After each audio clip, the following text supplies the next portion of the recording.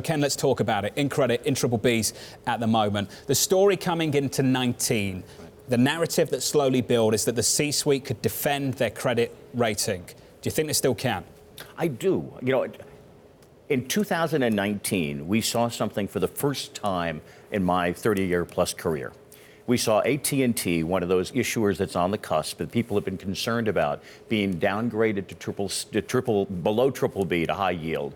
Its board of directors put in something into its management compensation scheme where management's being judged partly on its ability to keep debt below a certain level. The reason for that is the board is quite cognizant of the fact that a reduction in rating for AT&T to into high yield would kill that stock. So the board's done something to protect itself. And I think you're going to see more and more of that. Now, are there going to be no fallen angels whatsoever in 2020? No. But I can't. There won't be. There will be a number of them. But the result's going to be as dire as some of the prognosticators are predicting, like our friends at KKR. I don't think so. I think it's an overly conservative call. The reason I find this KKR call slightly more compelling, just looking at the detail from Henry McVeigh, is the call on policy. And to point out that within investment grade, within triple Bs, healthcare and energy make up a decent slice of the pie. You're exposed to a change in policy. And if the long trade last year was about being long what you're talking about, the C-suite getting their hands around some issues, in healthcare and energy, you're exposed to things you can't control, a policy change. And the argument essentially being as the year grows older this year and the politics come into sharper focus, particularly on the left, Lisa, whether that's going to be a problem for this credit market.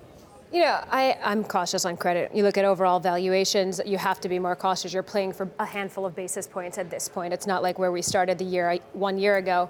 But I do think, to Ken's point, there are opportunities in certain triple Bs. I mean, AT&T is a great example. There's a number of other ones where you can cite, look, they're doing the right things in terms of deleveraging. In fact, we actually saw payout ratios in triple Bs come down last year. So they're paying out less to shareholders, whereas single A rated companies are paying out more to shareholders. So they're going in opposite directions, which means there are some opportunities out there. Certainly there could be policy changes, and that's something we're cognizant of, especially as we go throughout this year in a presidential election. I mean, really what you have to think about, though, is not the presidential part of the election, it's really Congress, right? Because you have to, if the Democrats were to win the White House, you really have to have a call that the Democrats are going to win the Senate as well, which seems less likely to us at this juncture, for them to get meaningful policy change done that would really materially impact some of these sectors you're mentioning. Greg? Triple Bs are now trading, what, 1-teens? This is where single As were trading a year ago, so we've done a complete reset there. But high yield has gone in 200 basis points, and single A's have come in 45. Everything's tightened. I think, and triple B minuses are only a quarter of that market. They're on 25% of the triple B marketplace. Are there subsectors within there that are going to be at risk? Absolutely, but to broad brush the entire triple B marketplace and say that's all at risk, I don't think so. The triple Cs right now, south of 10%. Some big calls came in at the back end of last year to start rotating to the junkiest of junk in December. PGIM were one of the houses out there that did that. It's paid off fantastically. Big rally through December, nice follow through into 2020. What should you do now, especially if you made that rotation? This is Kathy Jones at Charles Schwab weighing in. We don't like the triple C area. And the reason is that you have to have this constant flow of liquidity and turnover in refinancing in those companies. So anything that, after the big rally, anything that gets in the way of that could cause some real problems in the sector. Ken, your thoughts? Big rally, what now? You have seen a big rally, and obviously you had an enormous lag up until December, and then Triple C's rallied dramatically in December, and they've continued that rally, outpacing the rest of high yield so far this year. Having said that, I think, again, this is an overly conservative prediction. You need to recognize that if you look at the triple C market in particular, there's a large portion that's energy related, and she's correct. A large number of those companies need to have access to the capital markets in order to survive. But within the triple B space, there's also an enormous number of companies that have very specific idiosyncratic risk. And you need to look at those individually rather than just saying, okay, all triple Cs have too much risk or too much refinancing risk, we're going to ignore them. You know what the joke is, though? Everyone always thinks they hold the good ones. That's always the joke, isn't it? I've got the good ones. It's going to be okay. And I'll get out when I need to get out. Isn't there a big liquidity risk here, Ken? Well, that's a broader question as it relates to the high yield market and the corporate credit market in general, as to whether or not we could be in a position at some stage where there would be liquidity risk.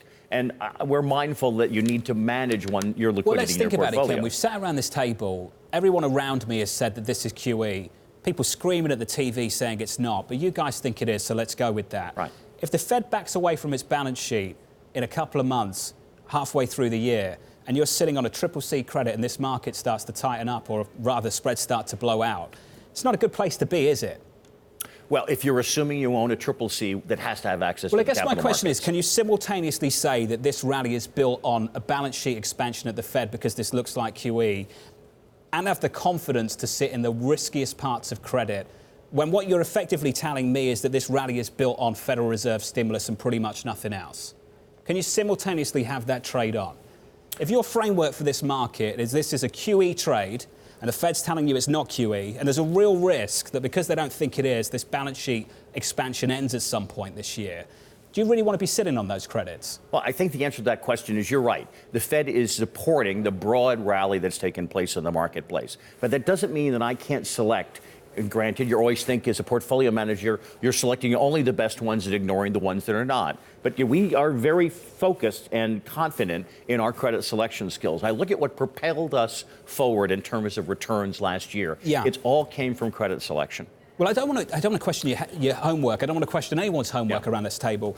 But if you guys had made the argument to me that this rally was built on fundamentals, on better fundamentals, and that you wanted to own the riskiest of risk, loans, CCCs, you name it, whatever, because it was built on better fundamentals and we're underappreciating what would happen this year as the year grew older, I'd sit here and say, you know what, that makes sense. But if you're telling me this rally is built on QE and balance sheet expansion, I just struggle to get my hands around that. But aren't we seeing some improvement elsewhere? Aren't we seeing some improvement or evidence of it in Europe, for example? Aren't we seeing some evidence that there is improvement in China, for example? Yeah. Wouldn't we expect that exports will be potentially increasing as well? So I think that there are some things beyond the Fed holding this all together.